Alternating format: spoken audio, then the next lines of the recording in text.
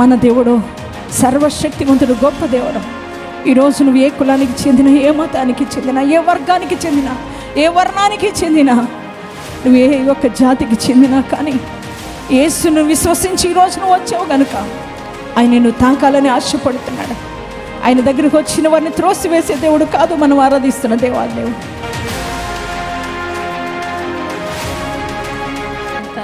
అయితే నాకు పడుగు గర్భం తెరవాలని అనుకున్నప్పుడు గొడవలకి ఇప్పుడు 5వ నెల ఈ తైలాభిషేకాలను తీసుకొచ్చినాకే కన్ఫర్మ్ అయింది. ఇప్పుడు ప్రెగ్నెంట్గా ఉన్నారు. 5వ నెల.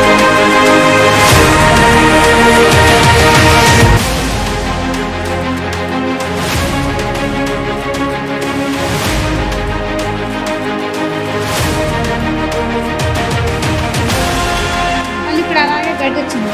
చూపిస్తే టీవీ గడ్డి 6 నెలల మందు వాడాలన్నమాట. ఇంటికి వచ్చి ఇంకేడ్స్ ప్రార్థన చేసి ఆయిల్ ఉంటే గడ్డి తీసుకెళ్ళి రాసి ప్రార్థన చూసాను. చూసరికి 5 రోజులు వెళ్తే గడ్డ కరిగిపోయి నార్మల్ రిపోర్ట్.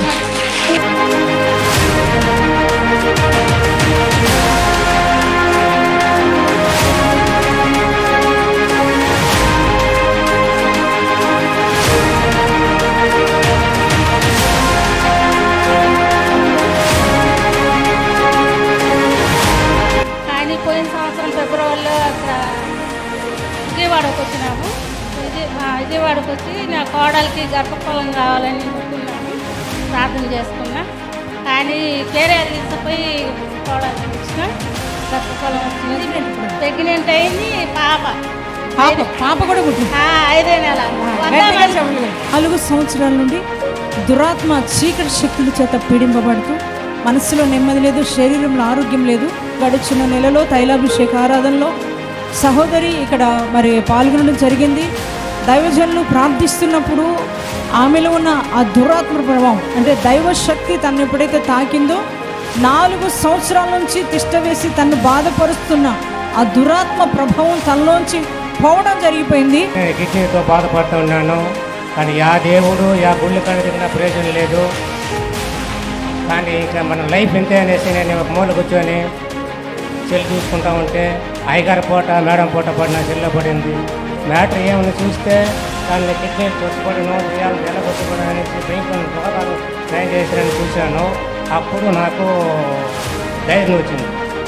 ఇప్పుడు మనము అక్కడ పోయి మన ప్రభుత్వం చూసుకుంటే మన ధైర్యం వచ్చిన ఇక్కడికి వచ్చిన 3 నెలలు వచ్చినాను. కిడ్నీలు బాగా అయింది. అంతా ఇక్కడికి వచ్చిన తర్వాత మాకు నమ్మకం ఉందండి, దెయ్యాలు ఉన్నాయని. దెయ్యాలు వదిలిపెట్టి సేవకుడు ఉన్నాడని మాకు తెలిసింది. దెయ్యాలు ఉన్నాయి, దెయ్యాలు వదిలిపెట్టి సేవకుడు ఇలాంటి వాడు ఉన్నాడని మాకు తెలిసింది. అయ్యగారు గొప్ప వరంపుత్రుడండి. ఎన్నో డాక్టర్ల దగ్గరికి వెళ్ళినా నీకు హార్ట్ ప్రాబ్లం ఉందమ్మా అని చెప్పారు. కానీ ఫిబ్రవరి 4వ తారీఖు విజయవాడ వెళ్ళాను. రెండోసారి అక్కడ తైలాభిషేకం చేయించుకున్నాక రెండోసారి గుంటూరు వచ్చాను. గుంటూరు వచ్చి ఈసారి నన్ను తప్పకుండా నా యేసయ్య నన్ను పిలుస్తాడు, నా పేరు పెట్టి పిలుస్తాడు. నేను ప్రార్థనలో ఏకీవించి ప్రార్థన చేస్తే తప్పకుండా నా పేరుతో నన్ను శోభారాణి అని పేరు పెట్టి పిలిచాడు నా యేసయ్య. ఆ రోజు నాకు స్వస్థత, నాకు ప్రార్థన చేశారు. యేసయ్య నన్ను పిలిచి నాకు ప్రార్థన. ఇప్పుడు నాకు ఆ పెయిన్ లేదు, నేను ఇప్పుడు సంతోషంగా ఉన్నాను, నాకు హార్ట్ ప్రాబ్లం లేదు. 18వ తారీఖున ఇక్కడికి వచ్చాను. నేను స్వస్థత ప్రార్థనకు వచ్చాను. వస్తే డాడీ ప్రార్థన అంతా అయిపోయిన తర్వాత ఎవరెవరు భర్తలు తాగిపోతున్నారో నిలబడండి అమ్మ, నేను ప్రార్థన చేస్తానన్నారు. అప్పుడు నేను నిలబడ్డప్పుడు డాడీ ప్రార్థన చేసినప్పుడు ఇంక ఈరోజు నుంచి నా భర్త తాగడం ఆ మాట నేను రిసీవ్ చేసుకున్నాను. వారి వచ్చి నుంచి ప్రార్థన తీసుకెళ్ళే నేను ప్రతిరోజు నా భర్త ఎప్పుడైతే ఆనందింటున్నాడు అప్పుడు ప్రతిరోజు 3 డ్రాప్స్ నేను కూరలో వేసాను. అప్పటి నుండి ఇప్పుడు కూడా ఒక్క రోజు కూడా తాగలేదు. 10 సంవత్సరాల క్రితం ఎలాంటి ఇంట్లో ఉన్నానో ఇంకా ఆ పాత ఇంట్లోనే ఉంటున్నాను. 10 సంవత్సరాల క్రితం ఎలాంటి చిన్న సైకిల్ తోలుకుంటూ వచ్చానో ఇంకా అక్కడే ఉన్నాను. నా స్థితి మారలేదు, నా బ్రతుకు మారలేదు అని నువ్వు చెబుతుంటావు. ఎందుకు మారట్లేదో తెలుసా? ఎక్కడో ఎవరో మీ ఇంట్లో ఒక్కరు ఆకానులో తప్పు చేస్తున్నారు, ఆకానులో పాపం చేస్తున్నారు. ఇశ్రాయేలు అందరూ పాపం చేయాలి, వాళ్ళు ఓడిపోవడానికి కారణం ఇశ్రాయేలు అందరూ చేసే తప్పు కాదు, ఒక్కడు చేసే తప్పుకి ఓడిపోయారు. నువ్వు ఒక్కదానివి చేసే తప్పు నీ ఇంటికి శాపం తెచ్చింది. నువ్వు ఒక్కడి చేసే తప్పు నీ ఇంటికి నష్టాన్ని తెచ్చింది. ఎన్నో కుటుంబాలని. వాక్యము బాగుంది. పాపం విషయంలో పడకుండా అయ్యగారు బాగా స్పష్టంగా బహు తేటగా మాకు తెలియపరిచినారు. ఇంకా మరి ఒక్కసారి విన్నామంటే ఆ పాపం జోలికి కూడా వెళ్ళకూడదు అనే నమ్మకం మాలోన కలిగింది. ఎవరు వచ్చినా ఇక్కడికి మారుతారు. ఒక్కసారి రావాలి కానీ నెక్స్ట్ టైం వల్ల ఆ పాపం జోలికి వెళ్ళరు. నవంబర్ నెల నుంచి నేను ఇక్కడికి వస్తున్నాను. ఇది ఫేక్ అంటూ ఏమీ లేదు. చాలా స్వస్థతలు జరుగుతున్నాయి. దేవుడు మహిమకరంగా ఆయన ద్వారా అందరితో మాట్లాడిస్తున్నారు. చాలా అద్భుతాలు ఇక్కడ జరుగుతున్నాయి.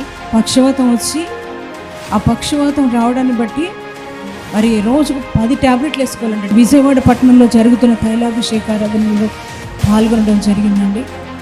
పాల్గొనినప్పుడు దైవజనులు ఆరాధిస్తున్నప్పుడు, ప్రార్థిస్తున్నప్పుడు దైవశక్తి తనను తాకడం జరిగింది. దైవశక్తి తనను ఎప్పుడైతే తాకిందో తనలో ఉన్న ఆ దురాత్మ ప్రభావం, ఆ యొక్క పారలైజ్ కలుగు చేసిన, పక్షవాతం కలుగు చేసిన ఆ దురాత్మ ప్రభావం తొలగిపోవడం జరిగింది. అప్పటిస్తున్న సాక్ష్యం ఏంటంటే మరి నా పెరాలసిస్, నేను డాక్టర్ దగ్గరికి వెళ్ళినా తగ్గలేదు. కానీ ఈ తైలాభిషేక ఆరాధనకు వచ్చిన తర్వాత దేవుడు నన్ను ముట్టి స్వస్థపరిచారు. ఆ పక్షవాతం అనే ఆ బలహీనత నుంచి నాకు విడుదలిచ్చాడు. నేను హ్యాపీగా ఉన్నాను అంటున్నారు. అయ్యగారు బాగా మంచిగా పేరు పెట్టి పిలవడం, మంచి రోగాలు స్వస్థత చేయడం మాకు చాలా నచ్చింది. ఆయన చేయి పెట్టగానే టచ్ అనగానే పడిపోతున్నారు. వెంటనే రోగాల నుండి, దయ్యాల నుండి విడుదల కలుగుతున్నారు. ఇది చూసి మీరు కూడా అందరూ కూడా వచ్చి ఇలా స్వస్థత పొందుకోవాలని కోరుచున్నాం. వాళ్ళ వాక్యం బాగుంది. పాపంలో నుంచి తొలగిపోయి యేసయ్య కొరకు బ్రతకాలి. దేవుడు రాజ్యం సమీపిస్తుంది కనుక దేవుడి కొరకు బ్రతకాలి, పాపాలను విడిచిపెట్టాలి. అదిగాక తాగుబోతులను కూడా చాలా మందిని మార్చాడు. ఇంకా తాగుబోతులు ఎవరైనా వ్యసనకారులు ఉంటే ఇలాగే వచ్చి దేవుడి స్వస్థతలు పొందుకోవాలని కోరుచున్నాం.